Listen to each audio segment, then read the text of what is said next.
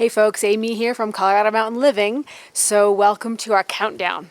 This is week 6. We're going to count down to moving off grid and letting you guys know what we're doing, getting done each week to prepare for the big move. So this week we're ticking off some of our list. I'm going to bring over some pallets over to the homestead here from the house. So there's a whole stack of old pallets, and I'm going to bring a handful of some decent ones that actually fit in my car. And we're going to get the garage set up. So the replacement canvas came this week, and Brian's going to reorient it so it faces a way that doesn't catch the wind. And we're going to start getting it all set up so we can start moving some things over. It's so tiny.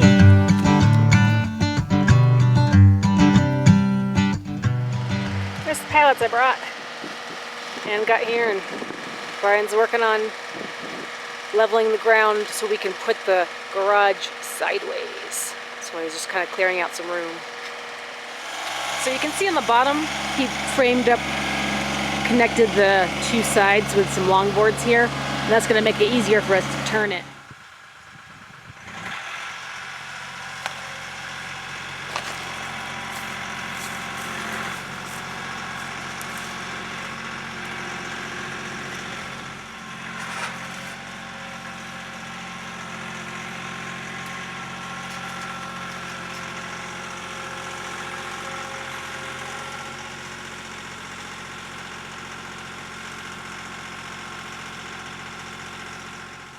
Well, we got to trade places, and I got my third experience on the tractor. Brian probably has 150 more hours experience than I do, but I had enough to be able to help drag the frame of the garage back and forth while Brian was sort of pulling on the frame to kind of get it into place exactly where we wanted it. And it only took a few minutes, actually, so it really wasn't that hard of a job. The tractor's very handy. We definitely got our money's worth from the Coyote tractor.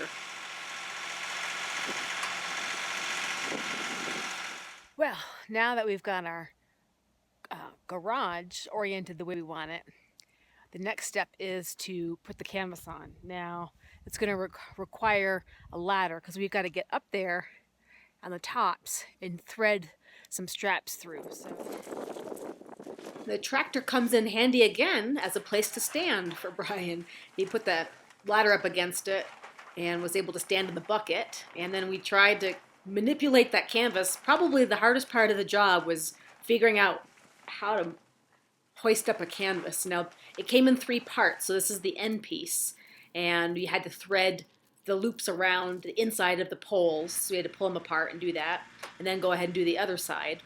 But that canvas was just so awkward to be able to unfold and then lift. It wasn't that windy, so at least we didn't have that problem dealing with the wind. But I can't imagine doing it on a day with more wind than what we had. But anyway, we got the hang of it and got the second piece up, and then the third piece was definitely the most challenging because it was the largest, the centerpiece.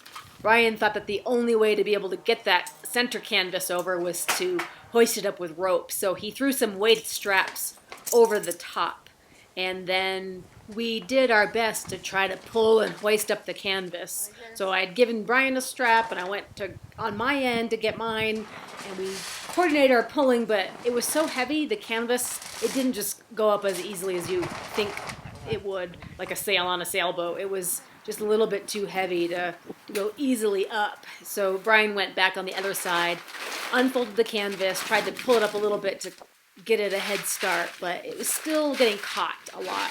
So Brian thought, okay, I'll go in on the inside of the garage and try to push it up. So after trying that, it started to get over the top, and then it was easier to pull down on the other side. Then after we got all 4 corners down, then the last step was to ratchet down the straps to the poles, so it made a nice tight fit over the edges of both ends. So the center canvas was folded over on both ends. So we ended up with a nice new garage. So hopefully it works out for us guys as our storage area. And then Brian had to go ahead and anchor it into the ground. He was pulling out some of his old cement anchors from the previous orientation of the garage and then put those down, tied those to the garage again. So to protect against those high winds. So, remember those trees from the free wood episode? This was yesterday's project. Our neighbor down the street, just a couple driveways down, has a portable sawmill. So him and Brian yesterday got these all sliced up. So we've got some nice, really, really thick stuff for the stair treads. And we've got some nice 2-inch stuff.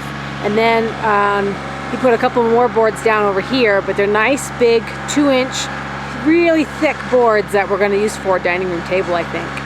So pretty excited about the wood and how it turned out. And we found out that it's actually hemlock. Of course, April in the Colorado mountains, there's always the threat of snow looming at any possible given day. And looks like this weekend we might be getting a good 1-foot dumping at least. So Brian wanted to finish sealing up the first floor with the Henry sealant. He put a really thick coat on this time, and I think it's about the 3rd coat that he's put on total. I always show up at the perfect time. Looks like it's all done.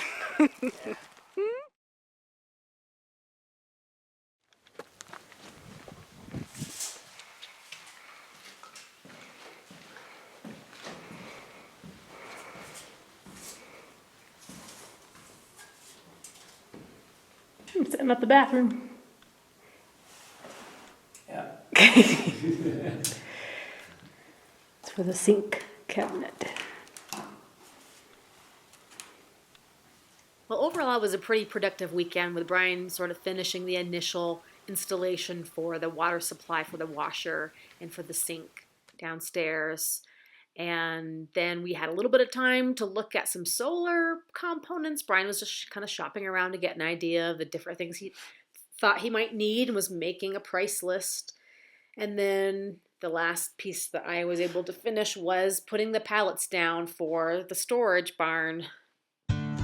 That about wrapped up our weekend, so pretty productive and ready for the next week ahead. We still have a lot of work to get done, so cheer us on.